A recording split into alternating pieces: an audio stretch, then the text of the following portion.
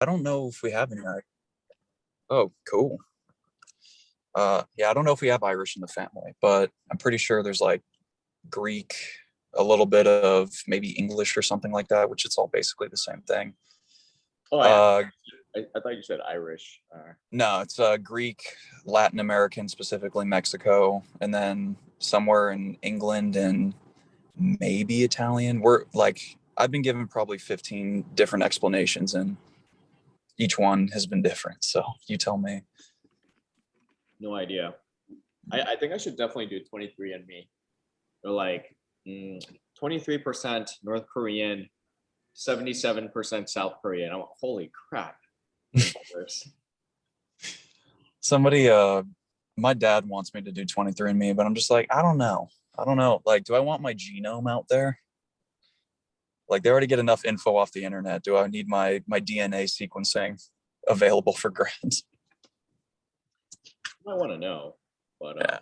I don't know. I just don't think it's. I heard it's not that robust for Asians. It's just like Northeast Asian, Southeast Asian, Central Asian. You might get surprised. There might be like African or something in there. You're like, oh shit, I really want 4% Nigerian. Like, oh, that explains a lot, you know. Explains why I'm so cool. Yeah, exactly. Especially my tan. But I wouldn't be surprised if there's Filipino in there. There's got to be Filipino. Like Maybe. 7% Filipino. Like I definitely think it's there. Um, but also, I don't know if I should tell my relatives. They'd be like, "Oh my god, dishonor to our family! How dare you shame us?" I'm like, it's not my fault. I was gonna say, is it your fault or is that the ancestor? I don't even know at that point. It's my Who fault did? for finding out, right? Just keep it a secret. Keep it to yourself. Keep it a secret. Yeah, exactly. Exactly. I just only tell my relatives like 99% pure or like 100% pure Korean. Yeah, we tested at 100%, Auntie. She's like, oh, good. It's funny because like I like to joke that I'm 32nd generation Chinese or 36, which is really it's actually true because we have like a family tree, and the Hongs have been in Korea for about 36 generations or so. Whoa. So yeah, anytime I have a meeting with like the Chinese, I'm like, I'm Chinese too. Oh, no, you're not. You're Korean. Well, I'm 36th generation Chinese Korean. It's a 36th generation Chinese Korean, second generation American.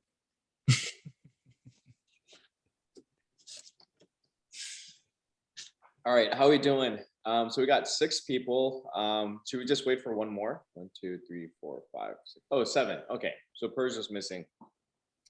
Ahmad, Luke, you guys want to put your cameras on or good? Logan? No? I'll put it on once I get back to the stew. Okay. Yeah. Sweet. All right. So we're gonna today's agenda is I think it's pretty fun. So we're gonna go over our homework. We're gonna do a homework review. Hopefully you guys did well and we have a lot to discuss. Looking forward to it. And then we're going to go over some core key metrics that you guys should learn in terms of running a business. So it's not like your typical entrepreneurial finance stuff I'm going to teach you. It's going to be more like modern stuff, what investors look at, what you should look at to increase your valuation, really understand the pulse of your business. So don't be surprised if it's new to you. So we're going to talk about recurring revenue, quality of revenue, how it's different, what metrics you should use, cash on cash return, IRR stuff, which you should know, as well as LTV and customer acquisitions, customer acquisition cost, etc. But any questions? No. Okay, cool. So let's go to our favorite deal wheel, or what do you call it? Spinning wheel. Spin the wheel challenge. Wheel of names. Okay, so let's see here. Yeah, Puya, just because you disappear doesn't mean that you're not going to get called. Oh man. Okay. Wait, I'm missing a couple names here for some reason. Okay.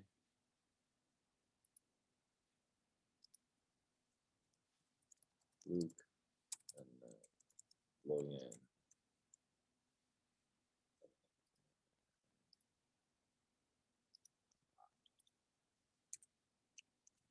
Okay, 1, 2, 3, 4, 5, 6, 7, 8. Okay, cool. All right, let's do this. All right, here we go.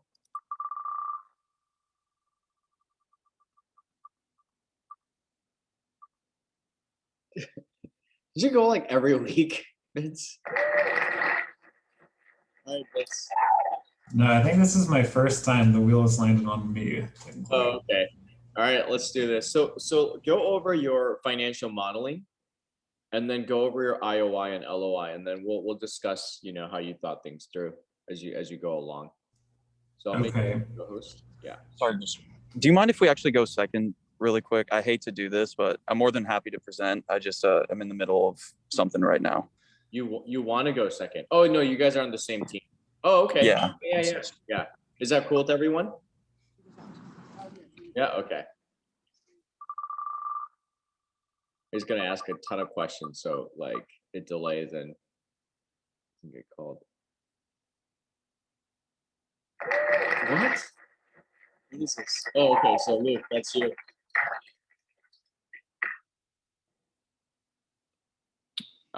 We did not do it.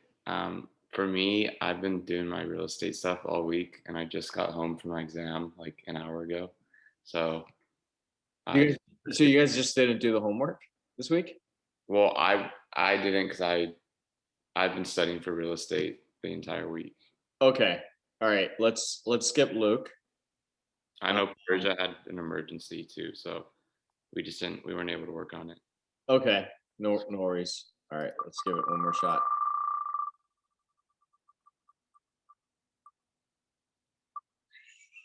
Sorry. Puya. All right. So we'll do. Thank you so much, guys. Puya and Ahmad. And then we'll take you guys off for next week for any homework. Yeah, this will professor really love us, you know. Yeah, it's the third time. I think, yeah, we've been there, yeah, every time. So Well, unless Lai, you want to go. Lai, do you want to go this week? No, we're okay. We're okay. hey, no problem. Just No problem. Okay. Participation points. Yeah. There we go. good for us.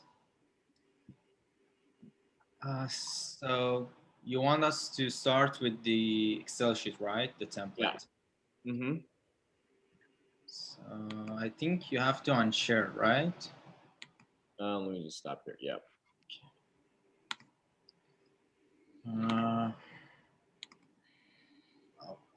Oh, nice, dude. What is going on with Bitcoin? What's Bitcoin? 33.5? Bitcoin. Yep. So what do you look at? You look at the EMA or RSI? What are your Yeah, Bitcoin basically, yeah, I moving average, sometimes Ichimoku, even this is MACD, MACD, and yeah, a lot of indicators, but I'm a traditional guy, so I focus on static resistance now. This is for long term, you know, so this is like, Dude, yeah, everyone knows technical analysis now. yeah, Ethereum, you got Ripple, Chainlink. All right. Yeah, yeah, I have a lot of, yeah. Okay. So we have to like present, right? Okay. So we talked about 7.8 EBITDA multiplier, and yeah, here it is. So it's basically because we calculate, yeah, the EBITDA for 6 companies who are operating in the same industry, and we take an average. So we get to 12 EBITDA multiplier, and we apply 35% discount. I love it. yeah, 35% discount because the company size, you know. And for the exit, so we thought that it could be reasonable because after 7 years, the company is gonna grow and the industry multiplier can apply. Yeah. So yeah, Okay, so who else got? What were the EBITDA multiples that all you guys used? Lai, what did you get? Oh, you're on mute.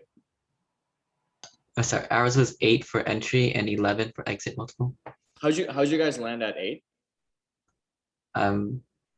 We basically were messing around with it until we got an IR that we preferred. Isn't that financial fraud? You mess around with it until you land on the valuation you want. Sounds fishy. Okay, so okay. So what about Luke and Vince, or Logan and Vince? We got 5.2 for ours for the entry and then 7.7 for the exit. Oh, how'd you guys land at 5.2? We looked at some competitors and we found one that we thought might be closer because the other ones were very skewed. And yeah, that it was basically a very close, it was basically a competitor that we thought seemed similar in ways. Did you guys look at any like international or any wait, how did you find a competitor if it's private markets though? We compared public ones. I mean, it was kind of all over the board. So one of them had a negative 100 multiplier. We just disregarded, and then yeah, the only one that seemed reasonable was that 5.21. Yeah, all of the publicly traded like corporate learning, e-learning stuff that we try to compare to it, they either had a negative EBITDA or the information wasn't provided, and the only one that did was, I think, was called Percadillo or something like that. Essentially, it was just another online learning platform that had positive EBITDAs, positive revenues, and we're like, okay, we're gonna see if this works out. Use the comp sheet for that. Came up with the entry as a 5.2, and then the closing is 7.7. That's fantastic, guys. That's exactly what you're supposed to do. So, so the currently in the private markets, the EBITDA multiple is roughly about like 5.5 to about 10. So you guys are like right in that range. So good job to you all for getting there without insider info. So good stuff, guys. So continue. Who you yeah. have on? So yeah, these are the 6 companies, all of them public. That Mhm. it's so because edtech is like there are a lot of companies do different things, but we focus on just education, not the software. So that's how we get to the 12 average EBITDA multiplier. And yeah, applied the 35% discount, and for the exit, we use the industry 12. And for our sources, we decided to use 30% of debt for financing the company and 70% equity. So we are buying 100% of the company. And the reason that we're gonna go for 70%, 30% debt, it's because of our risk analysis. So when we did our risk analysis, we understand that company may not get more than 30% because it's going to be very risky in different scenarios. So in worst case scenario, we may not be able to pay our interest, and this gonna bankrupt the company. So yeah, I applied the Is there any calculation you did for the risk analysis, or was it just? No, I just checked here, I put some cases, yeah, and I go to debt schedule, and so we calculate like the current cash, yeah, so we calculate the ending cash. So based on like we have 0 cash now, because when we are like buying the company, we assume that they don't have any cash and any current liabilities. So then network capital would be 0, and based on that, so with like worst case scenario, we wouldn't be able to like pay off our debt, you know, in time. Got Yeah. it. Got it. Got it. Got it. Where was I?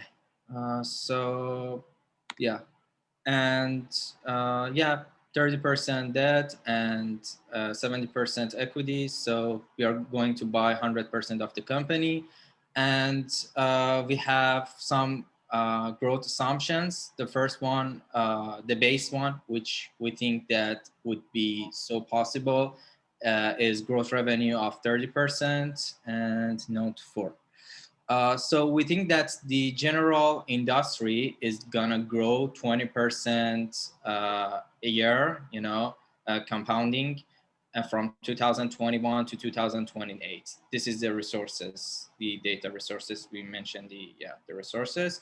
And so we thought it would be realistic if our company, based on their growth revenue, you know, now they can grow 10% more than the industry because of their size. And so the smaller the company, they can grow higher.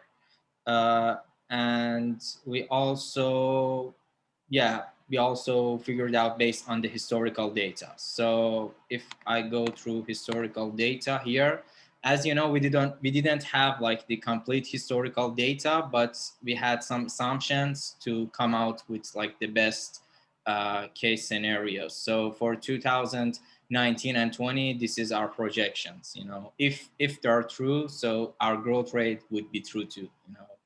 Great. Great. Yeah, they're based on each other. So going real quick, in terms of the footnotes in the industry, right? Go back there. Did you guys find it tricky? There was like 6 months missing in terms of the financials.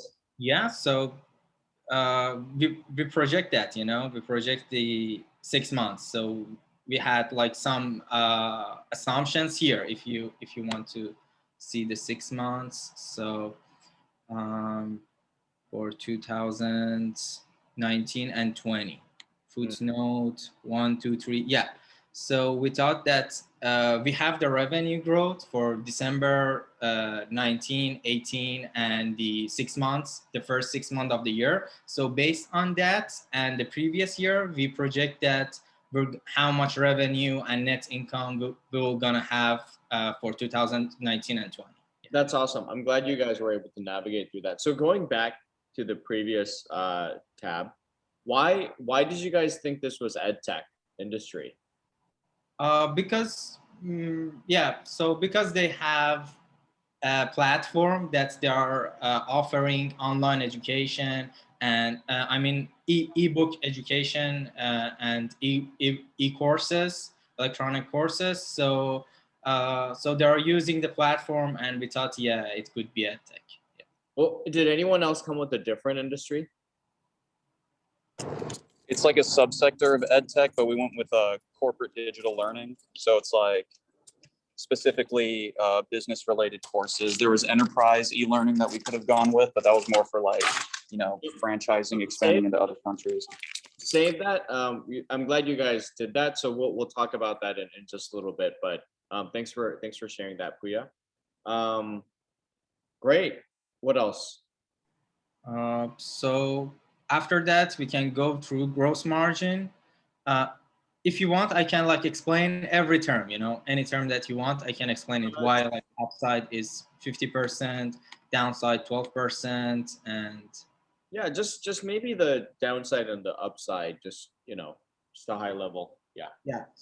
So downside for the upside, we thought that based on our projection, they had 47% growth between 2019 to 2020 of revenue. And based on that, we thought that 50% would be a good number, historical data. And also, I think I have another reason for that. So yeah, because the company has the potential of exponential growth, and the 47% last year growth, yeah, so 50% would be realistic. And for the downside, number 6. Yeah, so again, based on their historical data, the lowest that we have was around, I think, 12%. So we thought the 12% would be a good downside. If I go to income statement, you can see their growth rate, revenue growth rate. So now, yeah, here, 14.6%. So we thought, yeah, 12% would be a good downside for their revenue growth. Yeah, it's just an estimation. And for gross margin, our best scenario was based on their average. So they have average of 44% of gross margin, ignoring 2019 downside. So we thought an average would be good for gross margin. And cost of goods sold, we think that shouldn't like grow fast because their best revenue is based on subscriptions and e-learnings. So when they're like creating revenue, they don't have like a lot of cost of production, you know? So if they just increase their sales, it doesn't mean that they have to like make new content. Yeah. Gotcha. Yeah. And for the gross margin, I can explain upside, downside if you want. Let's skip that. It's okay. Yeah. Pretty good understanding. Let's go to return analysis. Or unless is there anything you want to cover here specifically? No, everything is here. You know, everything is here, and yeah, return analysis. Yeah. Okay, so the exit multiple. How did you guys land at 12? Yeah. As I told you, we go through 6 companies that they are doing the same thing. You know, they're just public. They're doing the same thing, and I can show you their names here in assumptions if you want.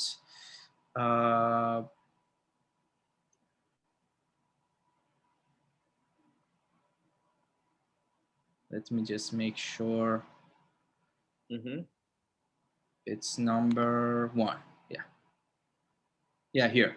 So yeah, these are the companies that we found that they are doing the same thing as them. You know, they're just having subscriptions and e-learning, and their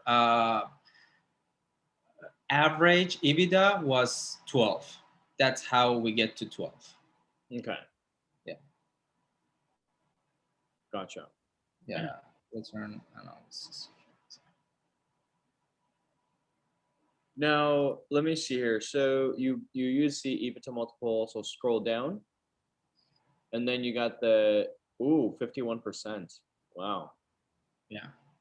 And then this is the base case scenario? Yes, this is the base case scenario. Yeah. Okay. And then you guys included the earnout.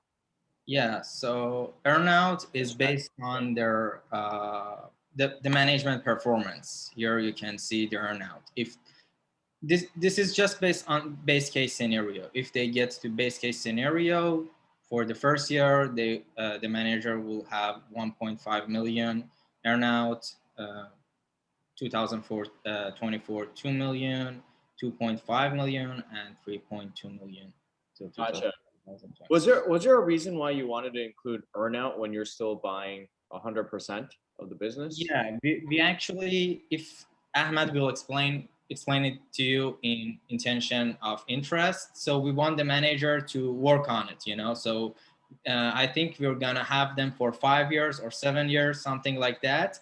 And we think that if we add our like professional idea and our like debt structure to the company, we can get to these targets. But the current manager is very critical for us to get to that percentage. So if we just get to these numbers and we want to incentivize and motivate the management to get to these numbers, we will have, as you see, 51% IRR, which is very impressive. You know? Okay, that's great. Let's go to the IOI. This is IOI. Awesome job, guys. Yeah. Yeah. Do you hear me, guys? Yeah. Okay. After Puya, my partners Puya talk about the valuation of the company. Once we've done from the valuation, we created our IOI, and basically our company picked as PA partners. And can you go down a little bit? Yeah. For the purchase price, we estimate 10.9 million based on 7.8 multiple EBITDA, as Poya said. With using 2020 adjusted EBITDA roughly, which is roughly 1.4 million, as he show you in the balance sheet. For additional earn-out incentives, which you guys was talking about, we to motivate the management executive, we said if the revenue get 20 million, they will get 1.5 million. If the revenue reach 26 million, it's gonna be 2 million.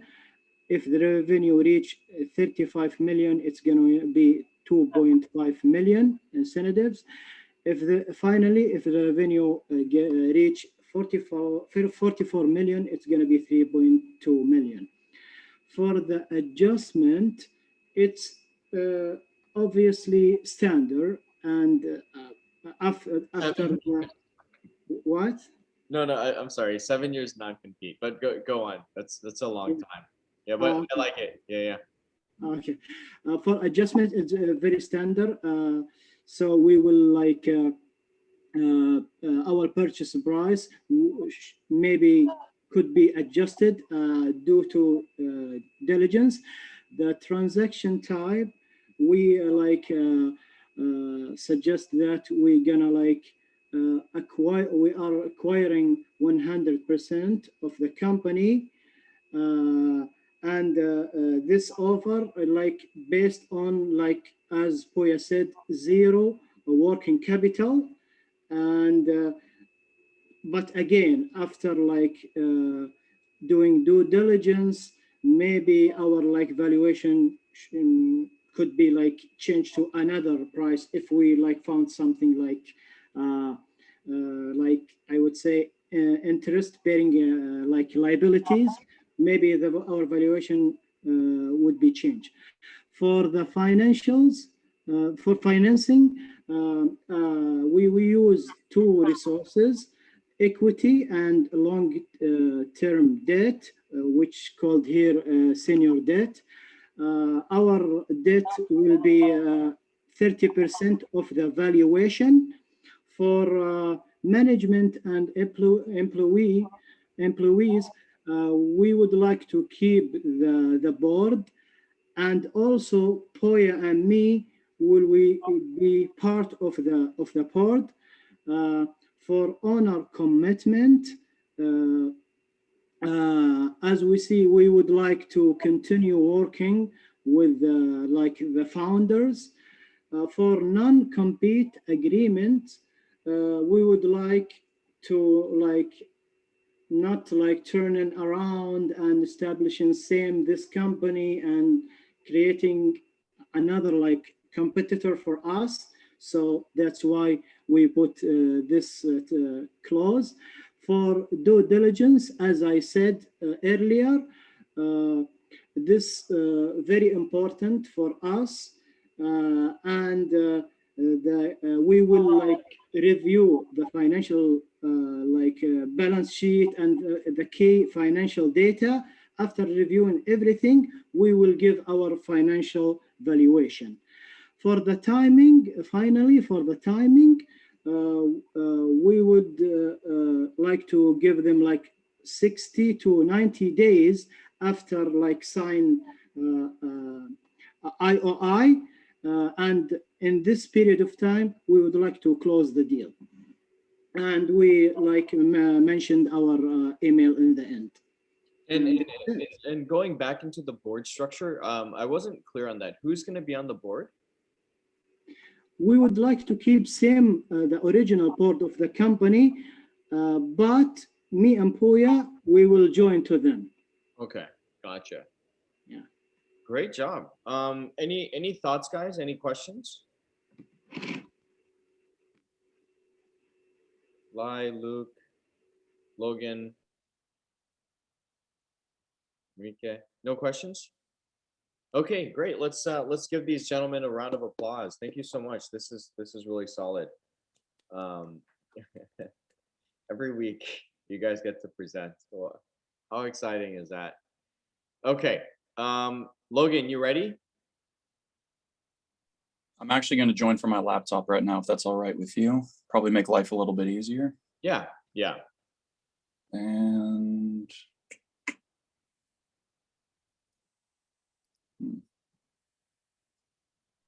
just give me a second. Okay. If Vince wants to open up the Excel sheet, that'd be Yeah, very cool. sure. I can share screen.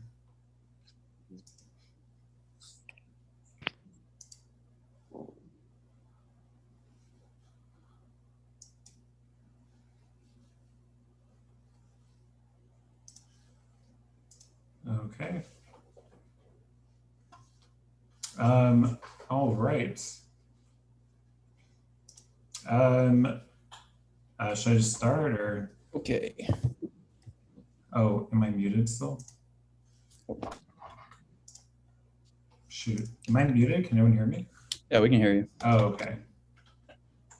All right, so yeah, great job, Priya Ahmad. We had some difficulties here and there, but here we'll start out with the let's see. I guess we'll start with a summary here. So we decided to go with the we value the company at 9. Shoot, where is it? That would be on the return analysis. Okay. Yeah, so 9,127,000. That was done from our 5.2 calculation for a multiple. Let's see. So going over some of the, I'm not sure why our IRR came out a little bit low, but If you change it from case 1 to case 2, the upside, it'll go up quite a bit. But okay. we just decided to stick with the base as the assumption for this. Yeah. So going for some of these, yeah, we'll talk about some of the assumptions. I like it because you guys already have a negative downside. This is amazing. Let's talk about this more, but keep going. Yeah. Okay, so yeah, basically what we were doing here for determining some of these values, we were looking at the performance the past few years. And so when we were looking at the income statements, we noticed basically they were negative in 2019, which we thought was a little odd because that industry has been growing for a long time. We took it as e-learning kind of, and from that, that alone was kind of a flag in our mind, but we noticed that on their balance sheet, they had a lot of, they were starting to grow subscription revenues. So that was also good. So it was kind of a mix. When we saw 2020, the 48% growth in revenue, just like what Priya and Ahmad talked about, there was the pandemic, there were other reasons for maybe this was blowing up. And the way that we calculated 2020, we pretty much, when we were looking at the months that we were given 6 months total in the year, January to May, and we also had December for the year. We decided to multiply it by 2 because we were kind of assuming a more stagnant business cycle. We didn't think any particular month would kind of jump up because this was for the corporate environment. And so we thought it'd be okay to just kind of multiply by 2. And also Logan did a calculation for the following year, I believe. Yeah, for 2020. And the way that I got that was for the pages, the PDFs we were given, we had January through May, and they gave us I forget exactly what the revenue figure was, but what I did was I divided that by 5 because, I mean, even if you're just assuming, right, like obviously these months are going to be different from month to month, they would all add up to the same thing by the end of May. So I was just like, okay, let's stick with that figure. And then what I did for each month is I took the previous month's value and then I added the previous month's value multiplied by a growth rate, which that goes back to the CAGR that we were talking about earlier, right? Or more specifically, the why we chose, I believe it was corporate educational learning systems, because it's a little bit more specific, right, to what this company does, because they don't primarily focus on like getting degrees or, you know, K through 12 or whatever, any of that. And we got 2 different sources. We averaged the CAGRs. One was 10.91%, the other was 11.3. They gave us sorry, this is a little long-winded of an explanation, but they gave us an average CAGR for the corporate education sector to be 11.11 roughly. And so I divided that by 12, got a percentage, right? And then I multiplied each month, I multiplied the previous month's revenue by that percentage, and then I just, you know, carried it out through the end, and that's how we ended up at the 6,795. I have an explanation, the footnote at the bottom that explains it a little bit better, so I apologize if this is really long-winded, because it probably is. And yeah. Okay. Yeah, so Let's take a pause here. Any questions, guys, about so far what Logan and Vince has worked on?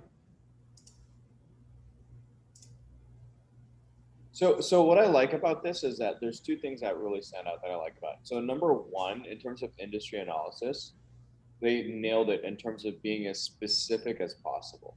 Because the more narrow you are, the more accurate numbers you're going to get. So what if we did something like just education, right? That's like a freaking, you know, $1 trillion industry perhaps, right? So you could look at, you know, industry growth wins from like ed tech, right? You could be more specific, like corporate ed tech. You can be even more specific, corporate ed tech in North America.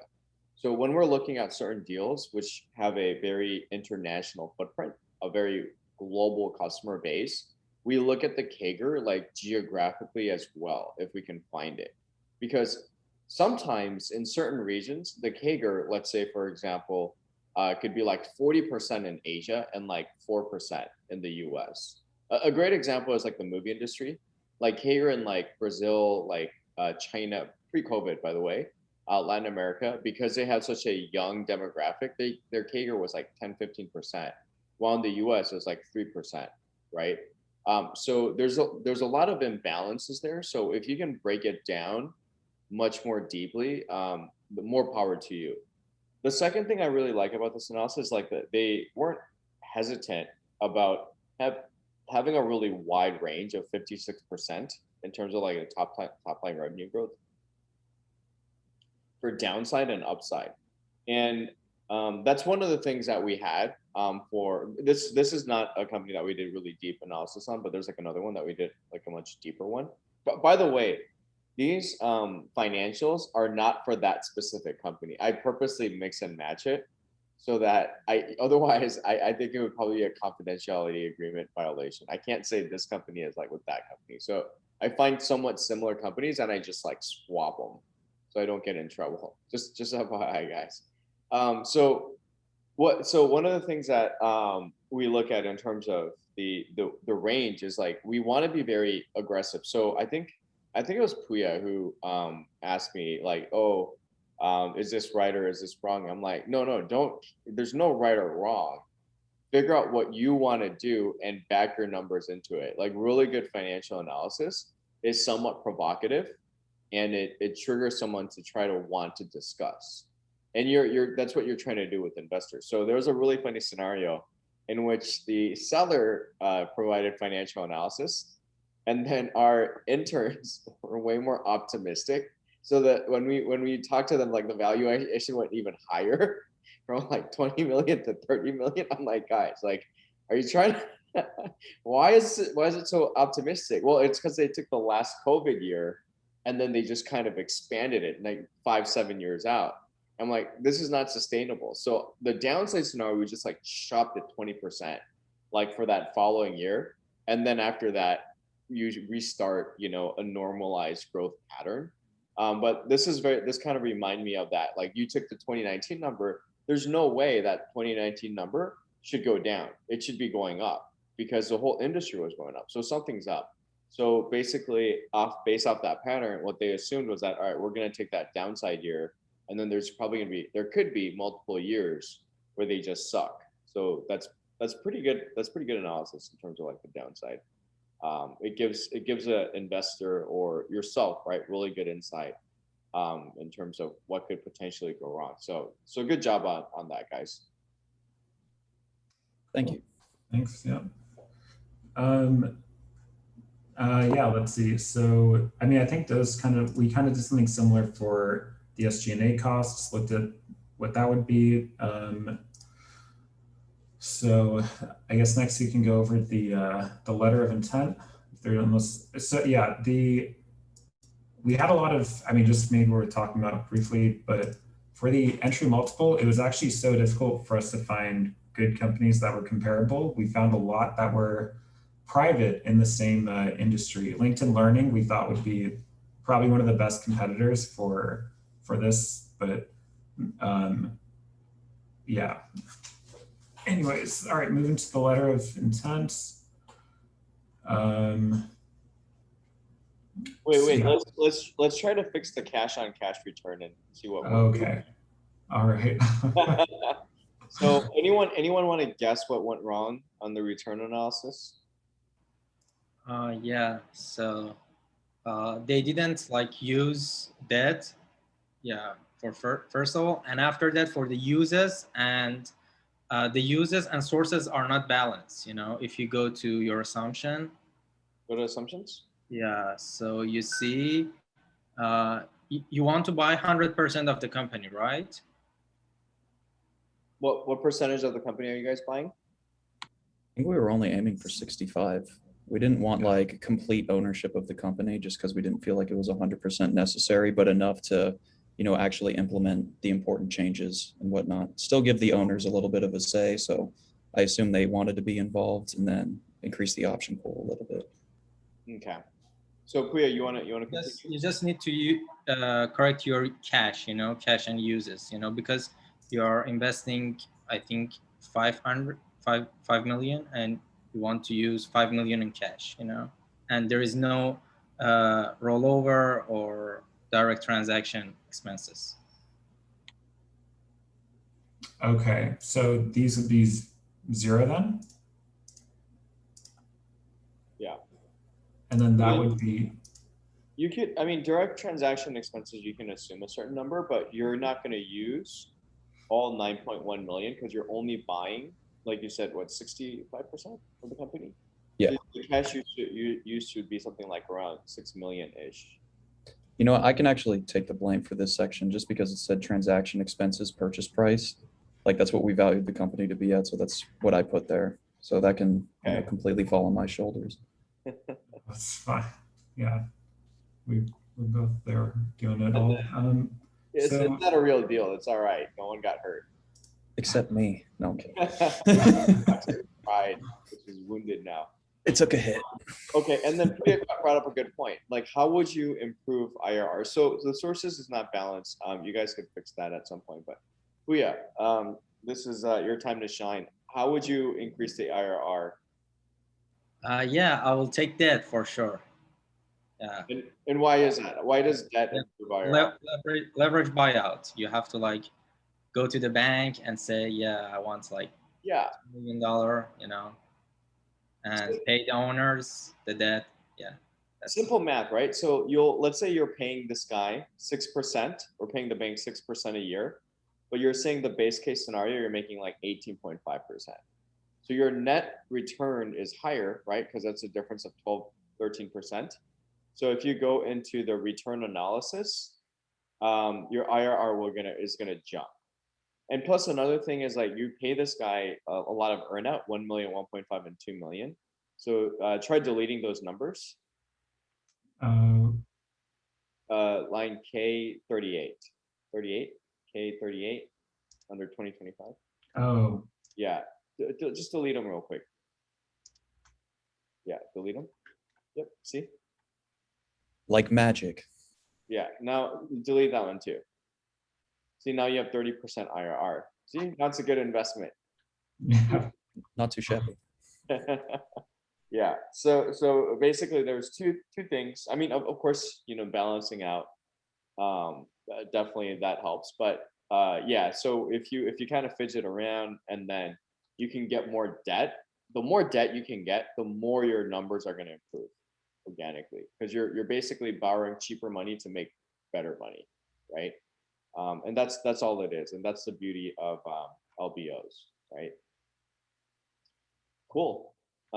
Let's go to the IOI and LOI stuff. All right. So Doug Howard. Oh, is that the real CEO's name? Yeah, that's the guy who owns the company. Oh, okay. yeah, Logan, you're welcome to go over some of this if you want to. Yeah, for sure. So we already talked about transaction funding. We mentioned the figure before, what we would like to pay, the 127 million, but after going over the Excel sheet, that might be a little bit subject to change, but I think around that number would be fair for us to value the company at, or to purchase them for. And then underneath, it was just assumed financial metrics, which can all be found on the Excel. So, 2020 revenue, 6.7 million, the EBITDA, 1.75. All that can be found in the Excel sheet. So I can go over it if you'd like me to, but I don't think we necessarily have to. And then, let me see. Yeah, so the post-financing capitalization, we wanted to own roughly 65% of it, have a 15% equity incentive pool, just because we thought that would be nice. Then the sources right here are Chapman Partners equity is going to be the 5.932 million roughly, and then stockholder liquidity at the 1 million. Dividends we wanted to pay at a rate of 6% per annum, just because we figured that would be fair to the people who are already working there. What else? Equity incentive. Yeah, we already mentioned that, the 15%. I anticipate that 10% of the proceeds will go to a third-party escrow to partially secure the indemnification obligations of the existing stockholders. Closing, I believe it was just, yeah, let us do due diligence, get some other references in. Expenses, I believe we were paying them, it was 100,000 to do any extra legal fees, any extra searches that they want to do, just because, I mean, it's a $9 million deal. 100,000 seems like a drop in the bucket and would be fair to them to pay their lawyers off and whatnot. Then operation management plan. Chapman expects the industry will continue to be managed under the same manner. Yeah, roughly so. There might be a couple changes here and there, but generally speaking, I think it would all be the same. And confidentiality, yeah, we'll keep it to ourselves, don't you worry. And then we have our exclusivity period, which is going to be roughly a month long, and we would like to hear, we'd like to hear a response reasonably within 14 days, even though they have an additional 14 to reply if they would like. Expiration, it's by the end of that monthly period, so we put August 6, 2021, and yeah. That's great. Any thoughts, guys? Any questions on the LOI? The exclusivity part, I'd probably try to make it longer if I could. The longer the better it is for you. This is where the buyer has a lot more leverage, because you could still entertain other deals while they technically can't, in a way, right? So I would normally go a lot longer for this. I mean, the one that I'm trying to do right now is 120 days that I'm shooting for. Other than that, scroll up a little bit. Operating and management, yeah, that's fine. It's good. It's good, guys. So any questions, any thoughts? Great. Yep. Let's give Logan and Vince a round of applause. Cool. So let's just take a quick break. It's 6:52 right now, so Let's reconvene at 7. Would that work, guys? 7? Okay, cool. See you guys in a little bit.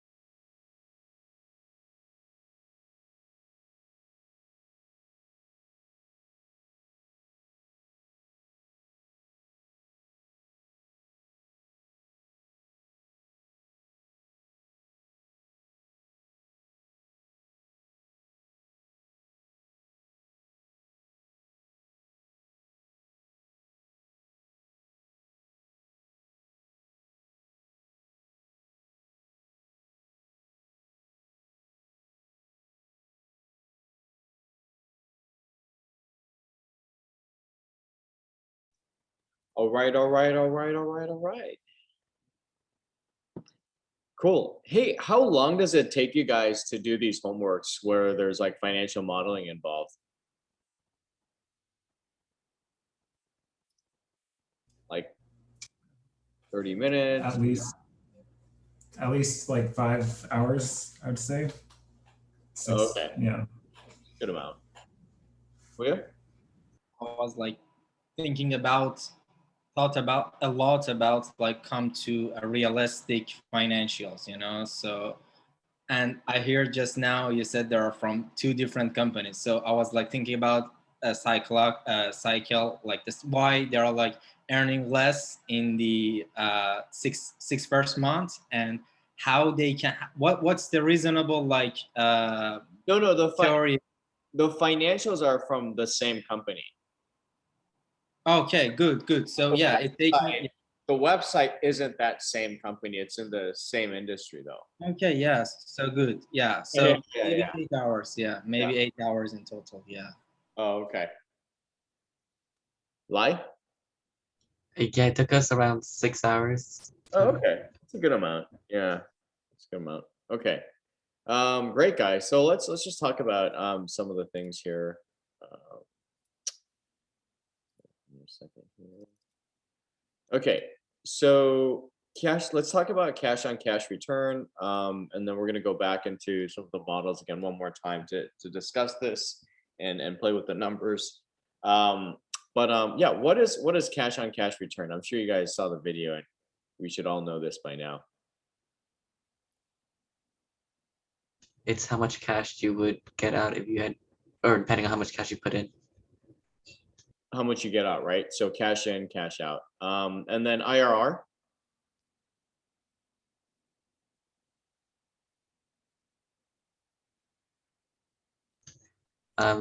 It's the, I'll go for it. Oh, I was going to say it's the internal rate of return. It accounts for a time value of money. And I'm trying to remember exactly the last thing. It's the rate of return which makes the basically net present value to zero, right? So it's like the reverse. So what is cash on cash return? Well, yeah, measures the amount of cash an investment generates when compared to the amount of initial cash investment. What are the pros? What are the cons? So yeah, quickly, what are some of the pros of cash on cash return?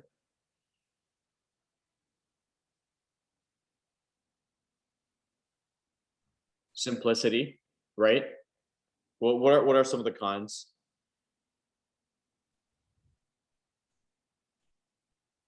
No time value of money, right? What about the size of the project? Does it capture the size of the project? I don't believe so, if I remember correctly, right? Right, it's just a percentage. So you don't know if it's like $1 million project or like a $100 million investment or $1 billion project, right? So for that, what would you use instead for something like that?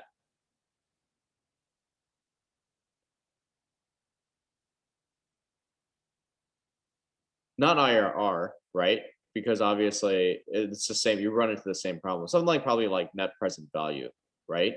To figure out how much value it will return in the future, something like that. So you would obviously use different metrics. What are the pros and cons? You know, I basically listed them out. So they're not perfect, right? But it's the most commonly used metrics in private equity as well as VC. Does anyone want to take a stab? What is better to use for VC, cash on cash or IRR? IRR. Why do you say that, Vince? Because it's the time value. Oh, yeah, because the time value of money, it could potentially grow far, far more than what you're initially putting in and what you're expecting out. Anyone have a counterpoint? Would cash on cash be preferred because it's usually a quicker turnover than it would be for like a P&E firm? So for anything illiquid, cash on cash is preferred, like land, for example, or like startups, because normally if it's illiquid, the general tendency is that you're going to hold it until you like 100x. So if you're making 100x, it doesn't matter if it's like year 1 or year 10 or like year 1000. or no, you're sorry, not year 1000, but like let's say year 20. Um, because the problem is you're just 100xing your investment, and the IRR regardless is just an extraordinarily like incredibly high IRR. Does that make sense?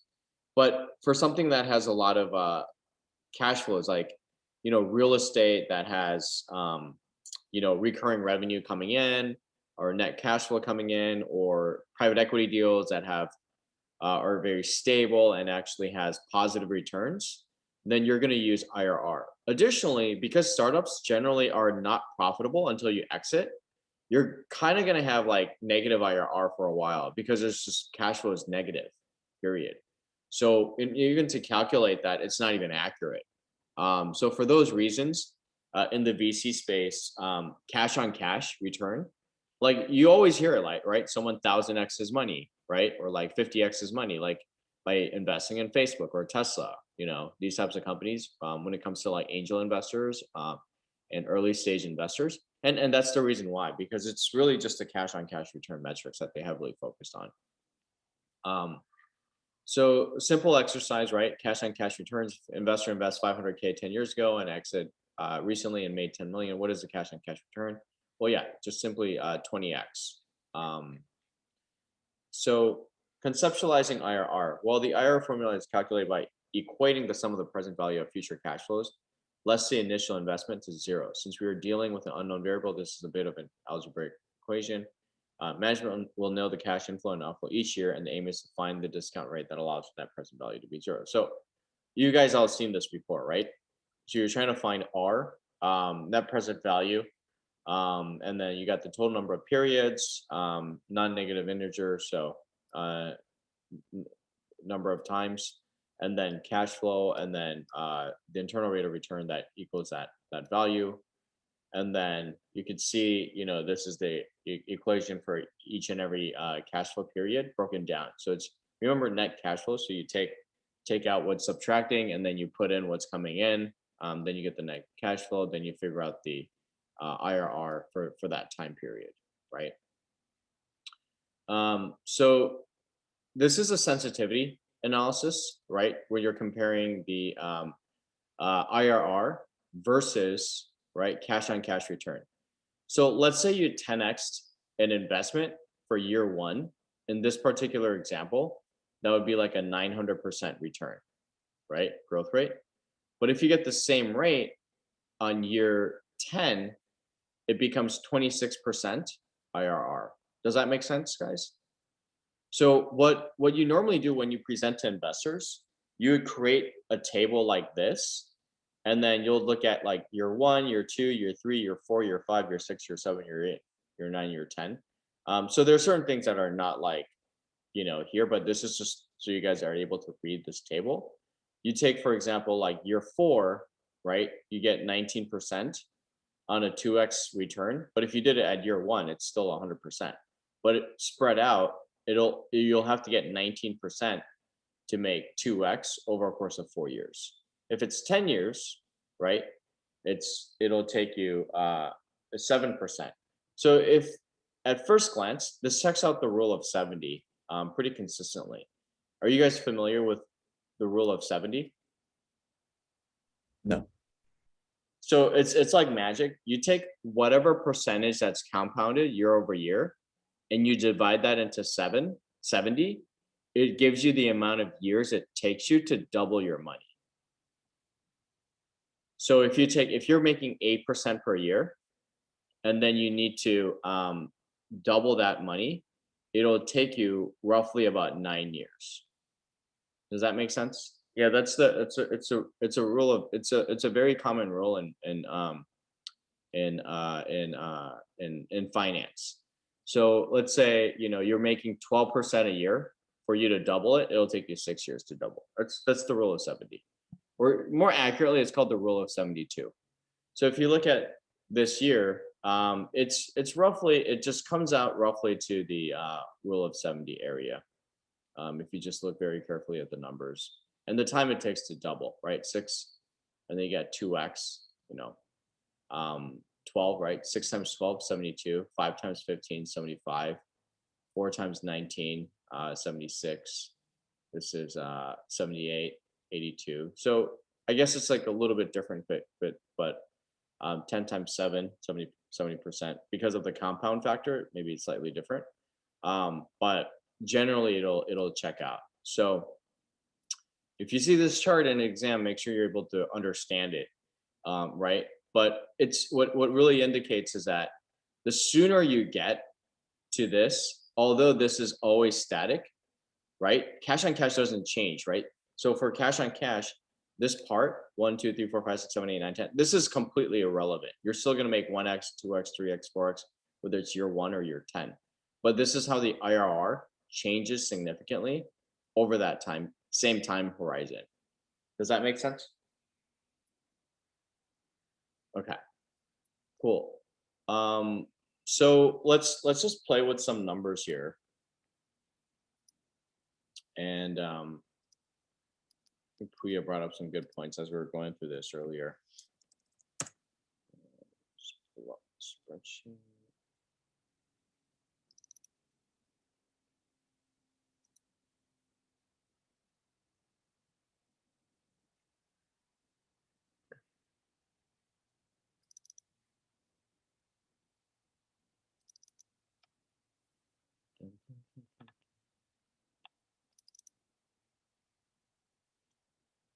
Okay.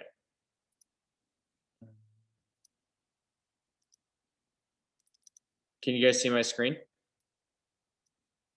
So this is another deal that we're working on.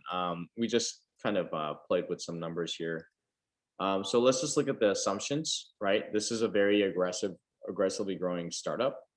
So 10% downside, 25% upside, 90% base, right? And if you look at the summary right here, we're valuing this company at $5.5 million, just very small startup at this present moment. 2018, 632K, right?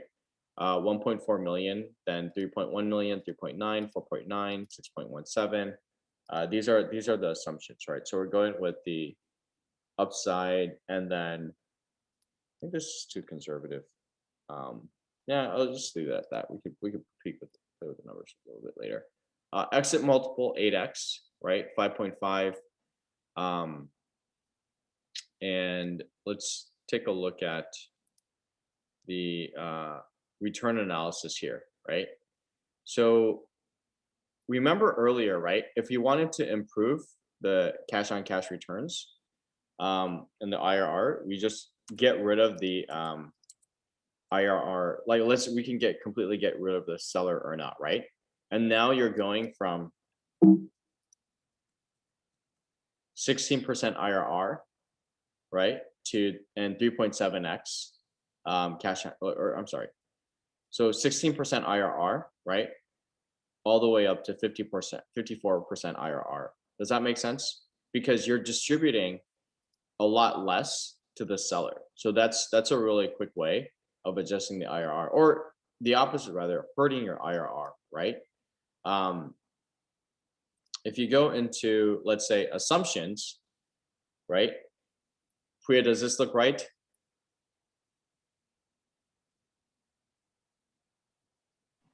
For the most part, it does, right? Yeah.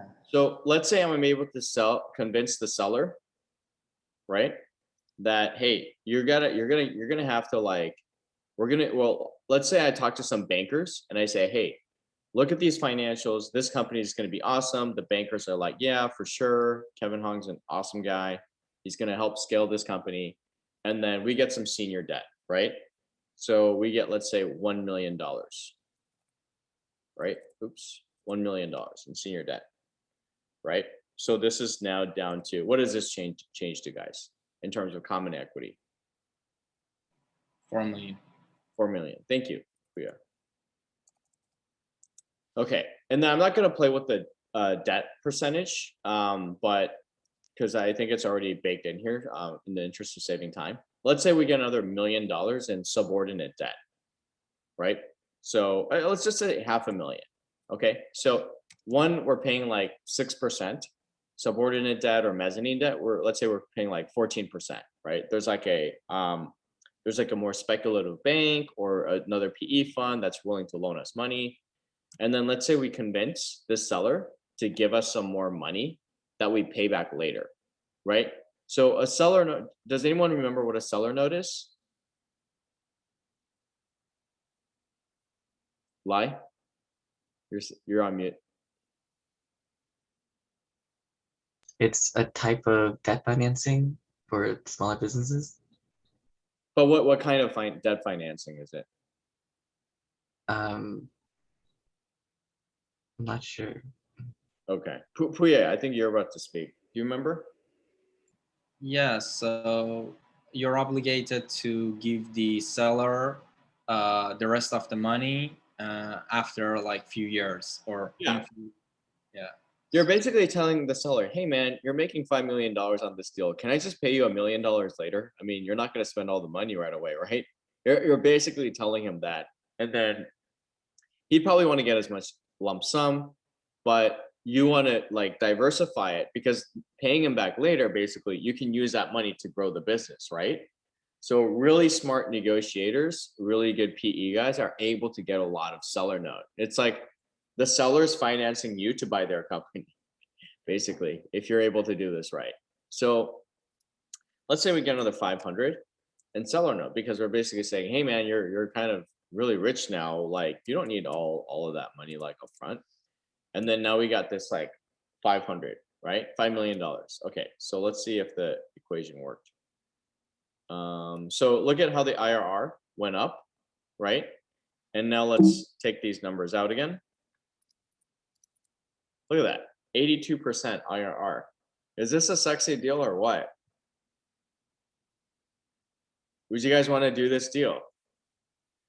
It's the same deal. It's literally the same deal. You're paying $5 million, right? You're paying $5 million, the same $5 million. You're just financing it differently, but look how much more IRR you're getting. Does that make sense, guys? So that is the power of private equity and leverage buyouts. You're paying, right, a very low amount of interest while you're making significant returns.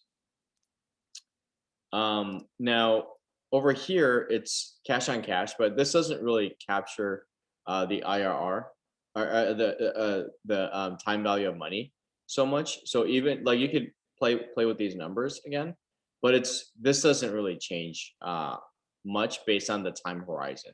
Like if you can strip the same numbers and you land at 5.3 million in EBITDA in year 2023, it'll still be like 6x. This doesn't change. The only thing that really changes by changing the different entries here would be the IRR hurdle. So yeah, so going back here, when you guys look at these assumptions, I want you guys to understand the power of leverage when you're doing that, and how earnouts could potentially impact your return. So if you just understand that intuitively, then that's going to be very powerful, because when you're negotiating out there and when you're about to sell your business, there's two things that people worry about. The number one thing that you should worry about is deal size, right? How much money that you're getting, right? And the second thing you want to think about is deal structure. So yeah, I'm like waving here. But the thing is, most of the time, sellers care about the deal size. It's like ultimately like money talks, right? You want to get as much money as possible. But there are certain people that have very unique and interesting needs. For example, one seller that I'm talking to is like, hey, I want all my friends to be part of the management team. Well, what do your friends do? They all do sales. Like, what are their titles? Like, well, we have VP of sales. Like, 3 VPs of sales? Like, are you kidding me? Like, what the hell, dude? What's your role? Oh, I'm the chief sales officer. So he's like, yeah, it's like 4 guys doing sales. Like, why do you guys all need each other? You know? And they're like 50-year-old men. Like, I'm like, guys, like, you gotta be like homies, you know, building this business forever. So the deal fell apart with the previous private equity firm because for them, sticking together is way more important than actually selling the business. So they'll take like $2-3 million less actually to what do you call it? to keep all their friends together. So we're thinking about structuring this deal so that it's like a sales bonus pool, but you have to compete against one another to get the maximum amount of that bonus pool. So the friends start like hating each other and competing against each other. So we're trying to be very manipulative about that. Because like we don't want to go in there and then like trying to gang up on us, right? So you want to like keep, Peter Thiel once said like the best way to create competition is just have two people do the same thing, like the same job, and that just automatically creates competition. So you take the same bonus pool, you create the same role, put a finite number of customers, try to make them compete, and try to like divide and conquer, so they don't try to be manipulative or have too much power, because that there's like 5 people on the management team from the previous company. It's kind of a lot. But any questions on in terms of like restructuring deals to tweak the IRR and the cash on cash return? Are we good? Okay, cool. So this is so this is what we just discussed. How will debt and earnout impact IRR? We just covered that. Very, very important to take note. Okay, so some of the things like IRR versus cash on cash pros and cons. Well, IRR uses time value of money. It's relatively simple, but the problem is ignores the size of the project and just provides a percentage. Same thing, cash on cash return ignores the size of the project. Cash on cash return ignores time value of money. So it's very beneficial for certain investments like land or startups, especially if you invest in the seed stage. But if you start getting cash flow and you want to have a more accurate number, IRR is probably the way to go. And cash on cash return is very simple and easy to implement. Okay, let's talk about revenue quality. So when you're running a business, one thing that's really important to understand is having the correct metrics to really understand the quality of your business. So if you look at the private equity space as well as the venture capital space, there's a general trend toward SaaS businesses having these crazy multiples. And we're going to get to that in just a moment. But the thing is, people love recurring revenue. And why do you guys think that's the case? Because it's more stable. Stable, what else? Stable, what else, Lai? And making it easier to predict. Predictable, yes. No volatility, what else?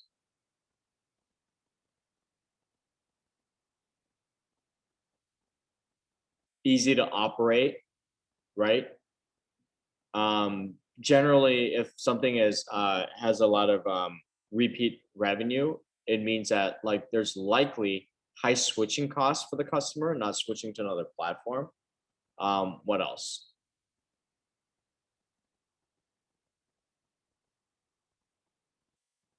Right.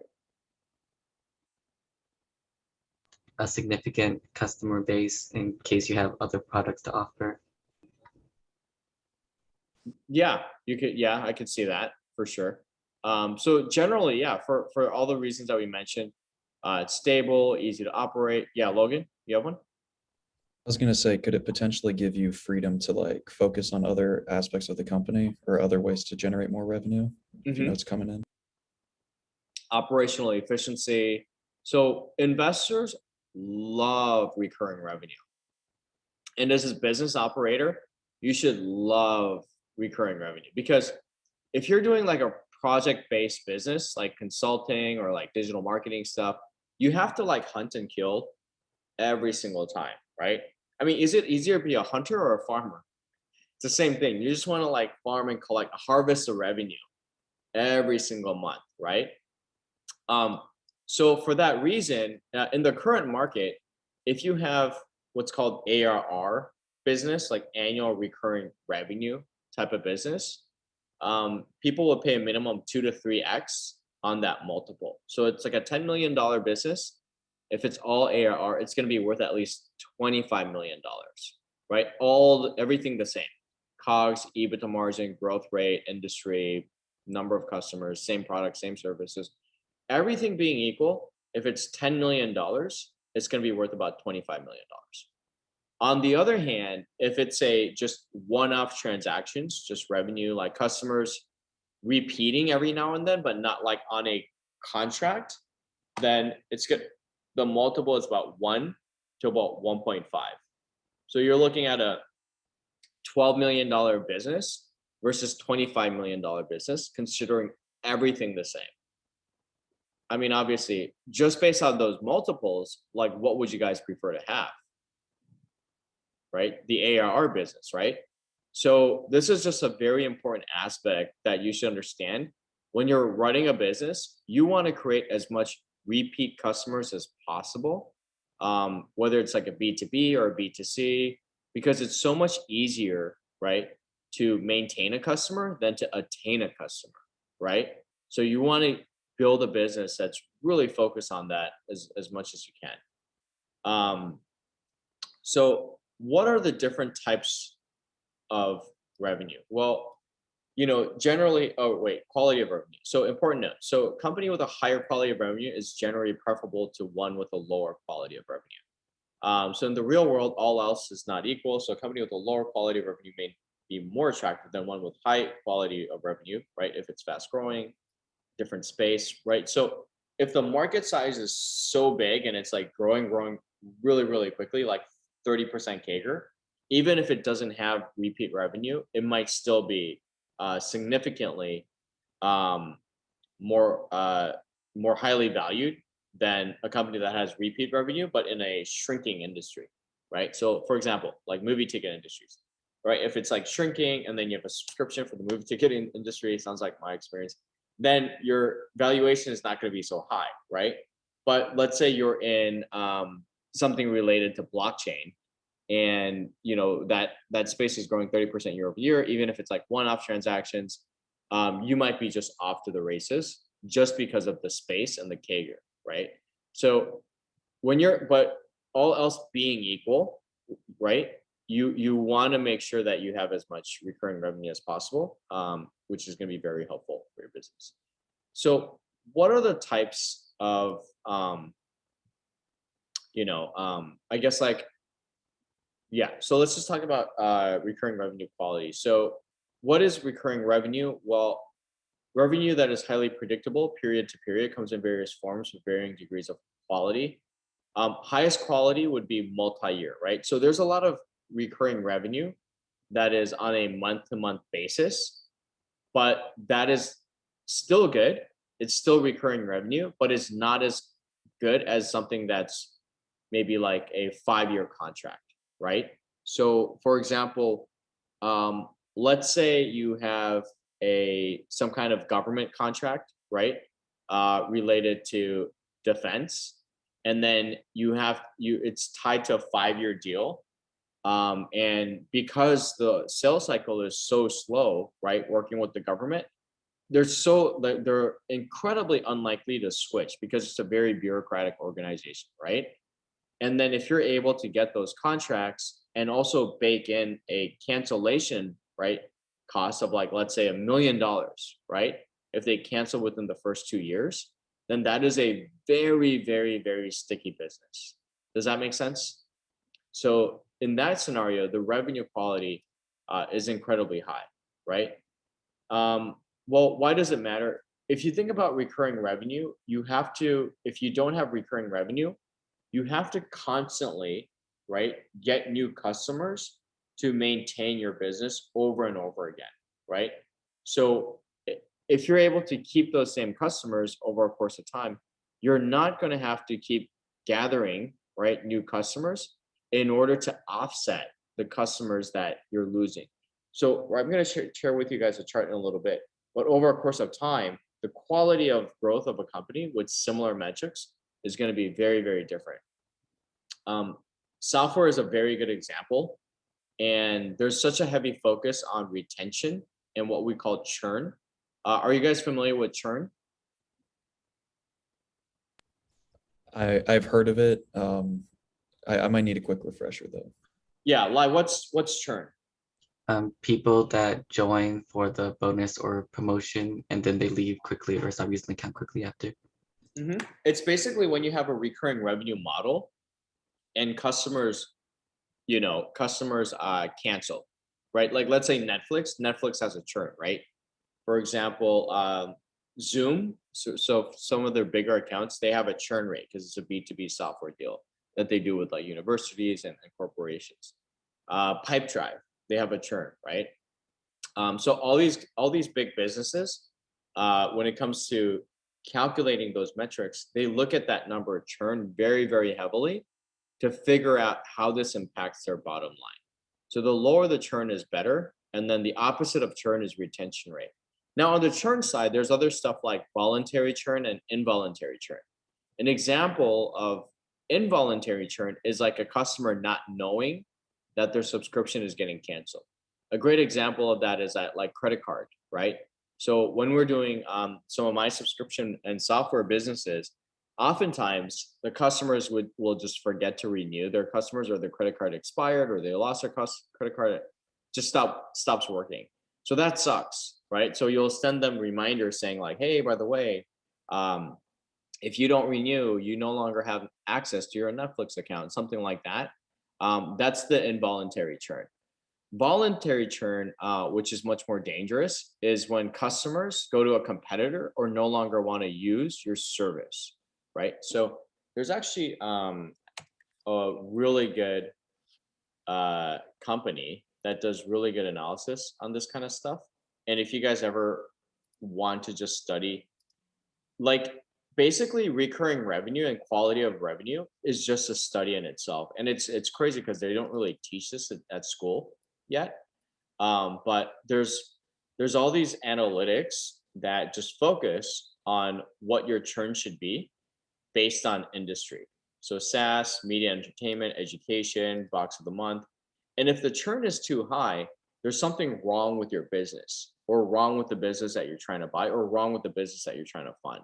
And you have to understand that, because the higher your churn is, the more you're going to spend on SG&A attaining those customers. And that's going to affect your EBITDA, which is going to affect your growth rate, which is going to affect your valuation.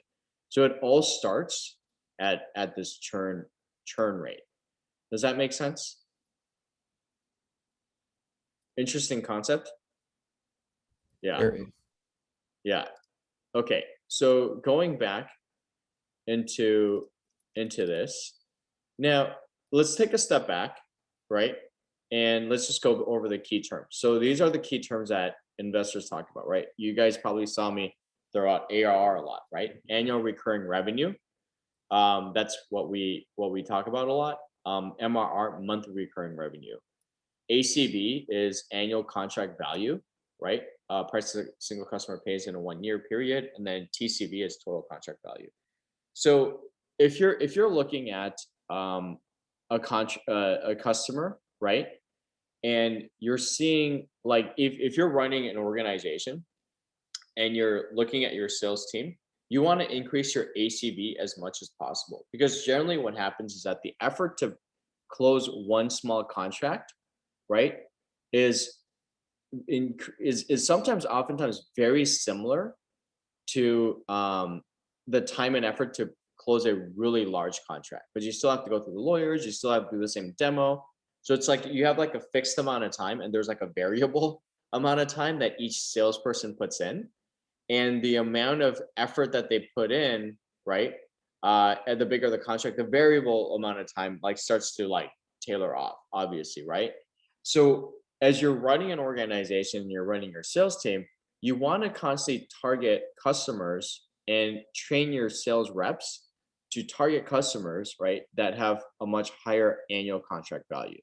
So if you can continuously increase ACV, that's very, very important. And the other metrics that normally I look at is revenue generated per sales employee. So if you read that book by Mark Robles, who grew HubSpot to $100 million, did I ever tell you guys the story of HubSpot and how it got started? I don't think so. Logan, did you say no? I said I don't think so. Okay, so do you guys know what HubSpot is? it's like a Salesforce. It's like a very fancy like marketing company. Like they do all this data analytics. They have like, you know, sales software, CRMs, and all that stuff. So 3 MIT engineers are like, hey, we gotta do this startup. We're gonna do this HubSpot thing. And then they look at one another and they're like, dude, Mark, you kind of suck at engineering, so we need you to be the sales guy. So Mark Robles ended up becoming the sales guy. And then he writes this book called The Sales Acceleration Formula. And he was he's not that great at sales, but he's a great sales manager. So he has all these analytics that he used, and he helped grow HubSpot to $100 million. Now he's a professor at Harvard, right? So good for him. But he talks about when you're looking at sales employees and how much revenue that they generate, they should generate a minimum 3 times their salary, right? And that's actually really good if you're a startup, right? If you get 5x, 10x, that's really good. But to feed everyone, like all the engineers and all the marketing guys, all the operational folks, they need to hunt and kill 3 times their salary base minimum for like software and tech companies to do well. So for me, like I go off of that. I mean, I try to shoot for at least 5, you know, because me as a sales guy, that's what I'm supposed to be good at, right? So in order for you to continuously increase your revenue, you can't have your sales guys getting like $5,000 contracts. You just can't. You need to either increase, you know, make your product somehow a little bit more high-end product and justify the sales guys, or find a much junior team to execute it, or outsource sales, right, internationally, or find a different way of building your sales team in order to make these numbers work. So ACV is a very important metrics which you can utilize, right, to stack against your salary, as well as TCV, total contract value. So with that as a backdrop, right, we covered recurring revenue, what it is, and just kind of general terms. These are the different types of revenues that, you know, that you could tier. So this contractual recurring revenue, what do you guys think this is? Like, name an example, like a business that has probably contractual recurring revenue. Like Adobe. Yeah, dude, that's awesome. Great job. What else? DocuSign? Yeah, probably Boeing company, the airline. Manufacturer, Airbus, Boeing, something like that. Yeah. Like Boeing partnered with an airline, right? Probably. What else? Any streaming service. So that would be, you know, like Disney Plus, even to Spotify. Mm-hmm. Very good. Costco membership, Amazon Prime. What's a non-contractual recurring revenue?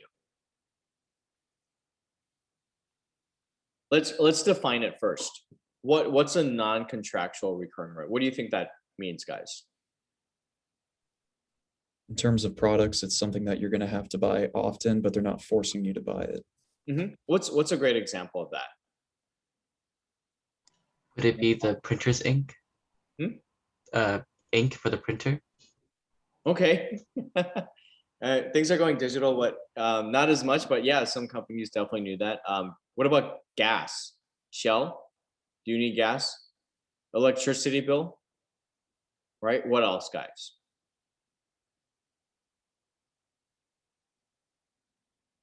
Rent? Or no, rent's contractual. Yeah. Utility bills, maybe food, right? Could be, you know, food products, recurring revenue. These are just, you know, some examples, right? That could be recurring revenue. Repeat revenue.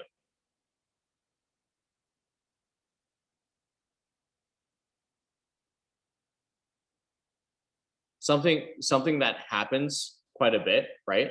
But doesn't necessarily, is not really recurring, is kind of like lopsided, right? So for example, going to a restaurant is repeat revenue, but not necessarily repeated over and over again. So, and then there's actuarial revenue, and then there's transactional revenue, right? So let's just take a look at some of these examples. So in more detail, right? you're looking at contractual revenue. Customers are contractually bound to use a service like document management, right? DocuSign. Non-contractual recurring revenue. Customers subscribe to receive a service or product over a period of time. Cable TV, we talked about utility stuff, the general software. Repeat revenue. Customers make decisions to purchase a service or product multiple times without contract. Dental services, right? Certain health related products. Actuarial revenue. Purchasing exists on a predictable basis using identical resources with successive customer cohorts. HVAC, right? Replacements. Universities. So this has low switching costs and customers generally purchase once with new cohorts emerging to generate revenue. Transactional revenue, customer purchase behavior is not predictable or regular, no switching costs. So restaurants, I guess like grocery stores could still be repeat revenues, but maybe not restaurants because you're not going to the same place over and over again.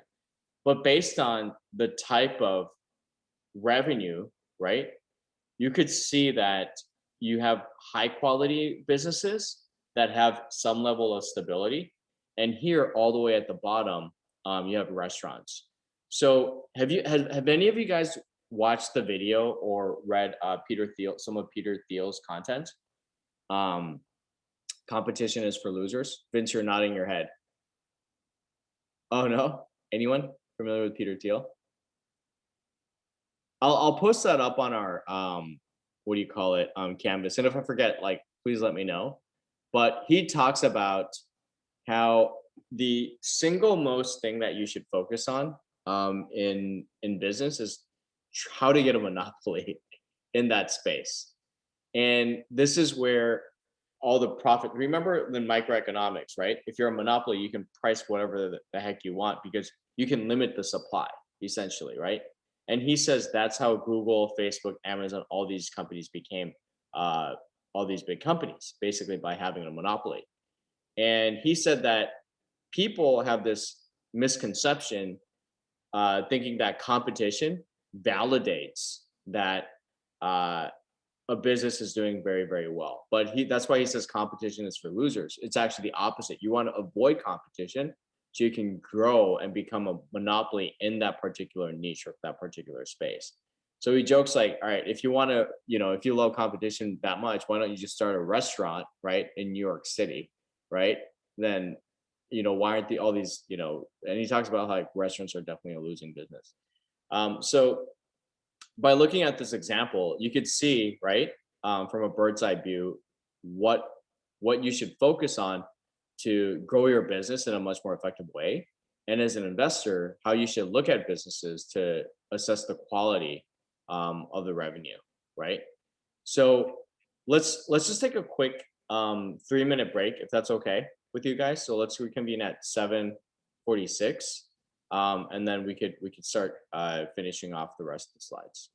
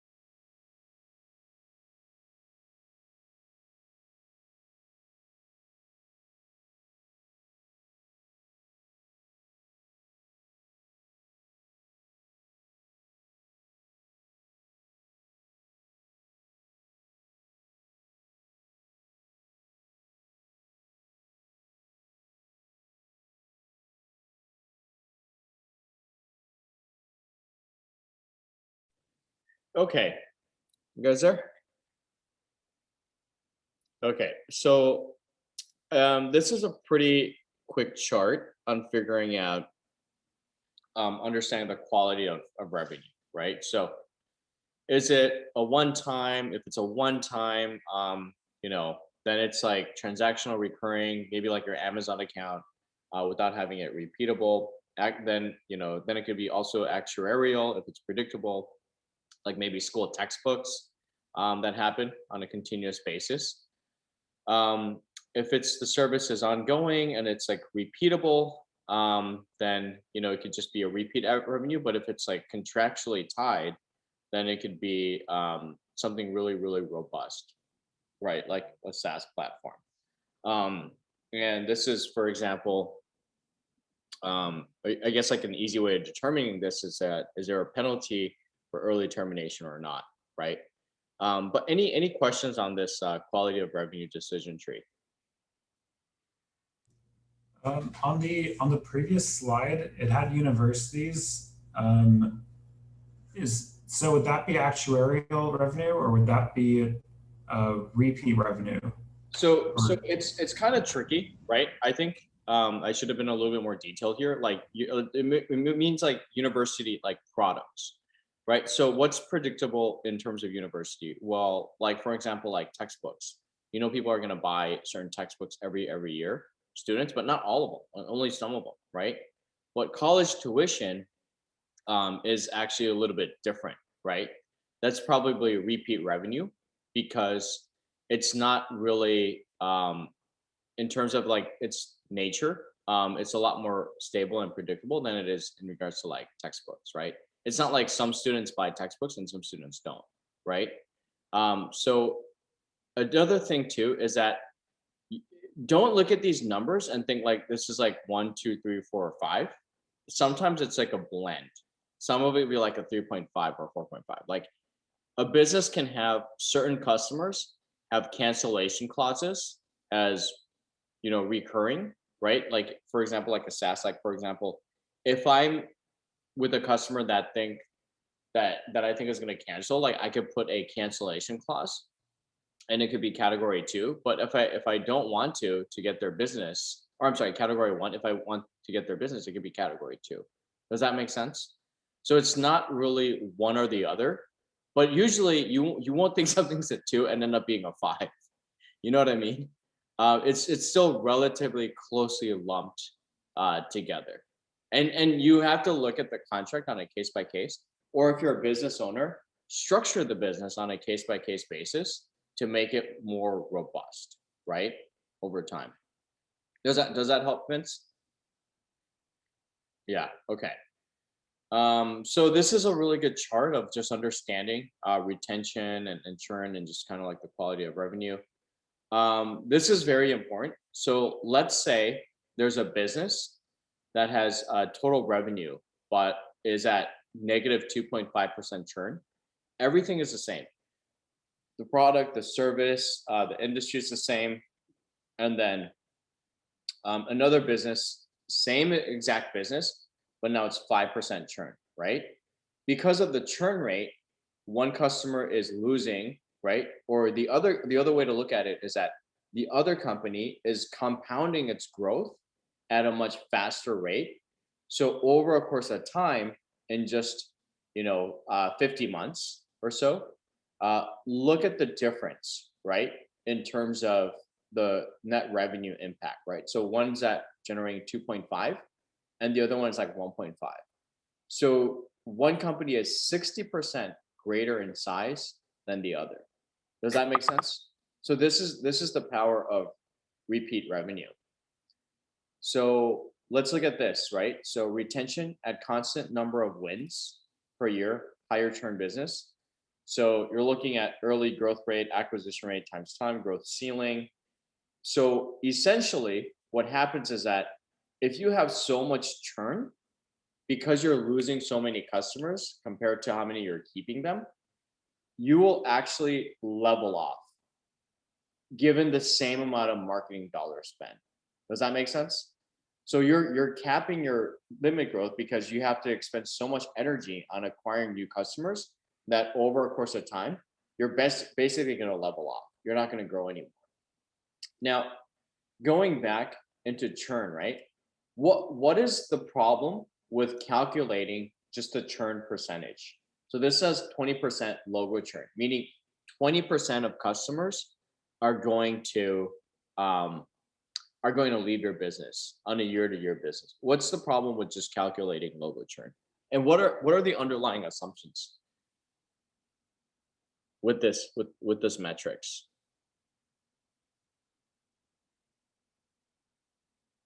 Well, think about it this way. This is a very simple analogy, right? For you guys to understand. We're assuming all the customers are like have maybe just one product that they're using, right?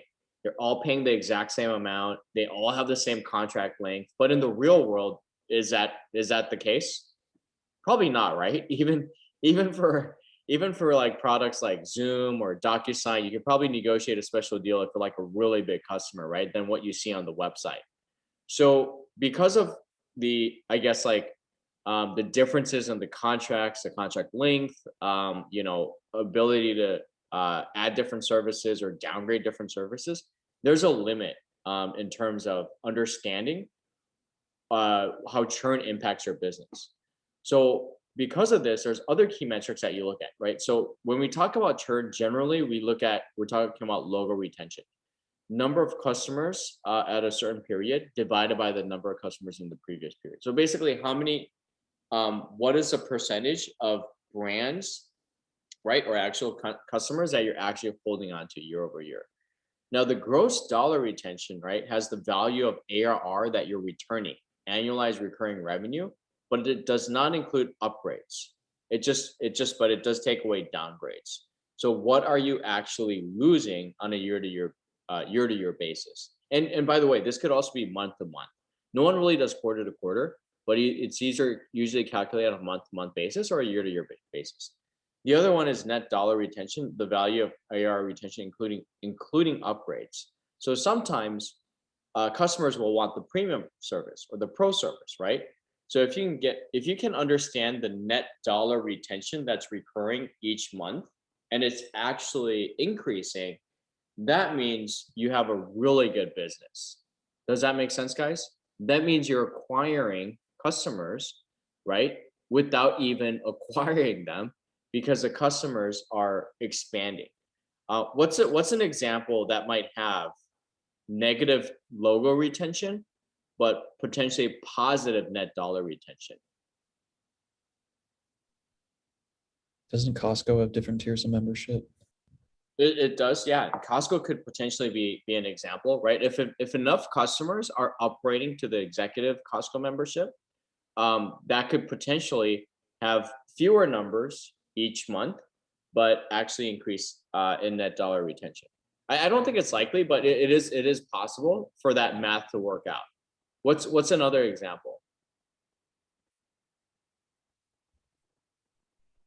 Going back to my example from earlier, I think Adobe would be a better one because they have like different tiers. Like you could get just Photoshop and just Illustrator, or you could pay the $52 a month to access all of their software.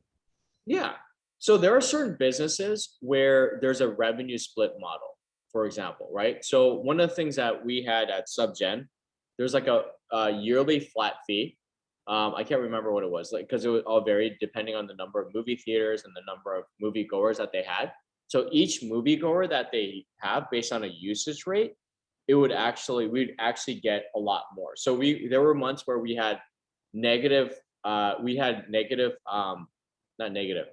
We would have a higher churn than usual, but the net dollar retention would increase because we would hit summer months and then Avengers would come out and the number of users would increase quite a bit. Does that make sense? So that's a classic example of churn could be very, very misleading, because it's only counting the number of customers that you have.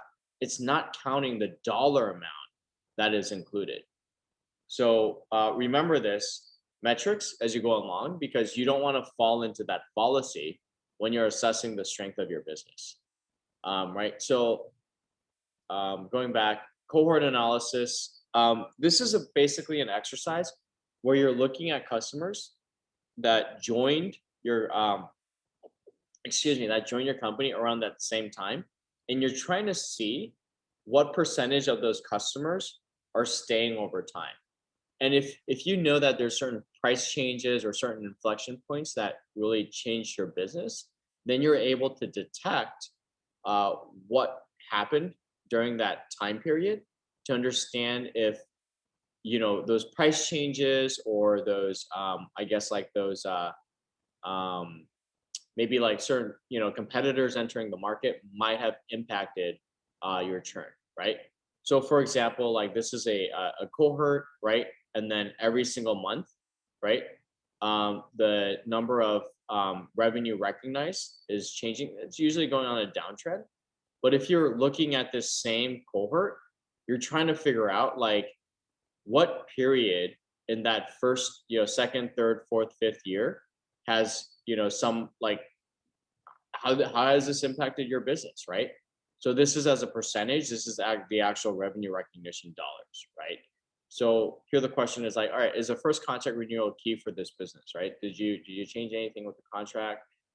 Is there a product mix offering that is more likely that was entered into a certain time period that is helping, right, with the retention rate? Is it improving? Like, is this just a seasonality thing, right? So you want to be able to break it down based on every single cohort to see if there's any particular trends. So if you see right here, 2017, right, their second year cohort like just jumped 103%, right? So it's like, all right, in this scenario, like what are we doing right that's actually making customers like upsell? Well, obviously there's a trend going on from 87, 91, 101, 94, 98. It's not exactly linear, but you can see generally this company, it's actually doing better every single year in terms of retaining its customers. So it's like a very positive trend, to say the least. Are you guys able to understand this? So this is the year that the customers came in, right? So they all start at 100%, right? And then this is the second year, right? So it's automatically you start at year 2 because 1 year needs to go by to see how much you retain for that year. And then year 3, for example, only 87% of the revenue stayed from year 1. And then year 4, right, 81%, and then year 5 went up to 85%. It means that some of the customers bought additional products and services to increase that, right, in order for that to happen. Then 76%, 80%, 79%. But this is calculating only the customers that came in year 2010, and then 2011, 2012, 2013, 2014. So you want to be able to do cohort analysis with, I mean, it's very hard to compare this with competitors within a certain space. But if you're able to do it even internally, you're in pretty good shape. You're able to really dissect how well you're doing in the market, or if you're an investor, you're able to dissect, if this company is worth investing or not, or at least they're heading in the right direction. Okay, how are you guys feeling? Good? Okay, cool. A quick study on SaaS. SaaS is basically a cloud-based, service. The advantage of it is that you can deploy upgrades, through a cloud-based infrastructure. It's the epitome of recurring revenue. Why? Because it's tech. It's incredibly sticky. It's so hard to switch because not everyone is tech savvy. You need engineers, etc. So this ginormous gold rush, right, for all these PE firms and these VC firms to invest in SaaS businesses, right? And we've seen this all throughout the 2010s, pretty much, and it's still ongoing. Do you guys know the difference between like on-premise software, like pre-SaaS or pre-cloud-based software? Logan? Wasn't it you used to have to buy the CD from the company, and then they would like every year they would give an updated version of it? You'd have to download the new CD. Exactly, and then they send someone, and then they have to like fix the hardware or buy the new hardware. So yeah, but I can't even imagine like that world anymore. Today I bought a really nice monitor, so I can do my walking treadmill and also do work at the same time. It's like really huge, like 32 inches, and it came with the CD. I'm like, holy shit, how is this even possible? And I guess it's like some people, maybe they have a CD player to watch movies. And I was so shocked because I was throwing it away, like the package, right? And then just like a CD just dropped. It's like this LG CD, and I was just blown away because I'm like, where am I gonna stick this? I don't even have a CD player anymore. I just threw it away. So going back, right, how we numerically put in the examples, it's very important to understand that like the reason why SaaS is taking up because it kills that core pillar of revenue recognition. It's not the other way around. It's not like SaaS came out and people came with that metric. That metric was always there, right? You want contracts to be sticky, your clients never to cancel on you, and they just continuously, buying business for you. A great example is that you want to sell the fish, you don't want to teach a man to fish, right? So it's the opposite of school, right? You want to teach your students how to fish, right? But if I was like a very evil professor, I would just give you the fish, right? And then you just keep coming back for tuition for like 40 years, right? So in the business world, it's the other way around. You're trying to sell the fish, you're not trying to teach them. And the more you can do it, the more powerful it is. That's why SaaS is so incredibly awesome. So here are the pros of SaaS: extremely resilient, right? Great pricing power. Software is eating the world right now. Every company is becoming a tech company. I mean, even like John Deere, right, and Caterpillar. They're in Kathy Woods. Remember we studied Kathy Woods? They're in her portfolio because now they're using all this AI stuff to automate everything. And they've really done a good job getting into that new space. It's highly scalable. The problem is super competitive, high valuations, race to the bottom. Everyone's trying to buy SaaS companies. So if you're a business owner and entrepreneur, you're in great shape if you're able to build a SaaS business. It's just very technical, so it's not always the easiest thing to do. Here are some other core components, right? You want to think about recurring revenue. We talked about this: quality revenue, retention rate, gross profit, operating leverage, LTV, CAC. We'll talk about this tomorrow. Marketing and investment efficiency, cash dynamics, etc. So these are just some of the things that we look at. Some of the things that VCs look at. Some of the things that you should be looking at on a regular basis when you're considering recurring revenue and then potentially SaaS. This is the same slide. Weird. Okay, so the next thing is we're going to talk about LTV to CAC ratio, but we'll talk about this tomorrow. This is long-term value of a customer and then customer acquisition costs. So we'll wrap it here today, and then tomorrow we'll talk about more metrics and more financial stuff that pertain to running a business and evaluating a business as well. I'll stick around a couple minutes for any questions just in case.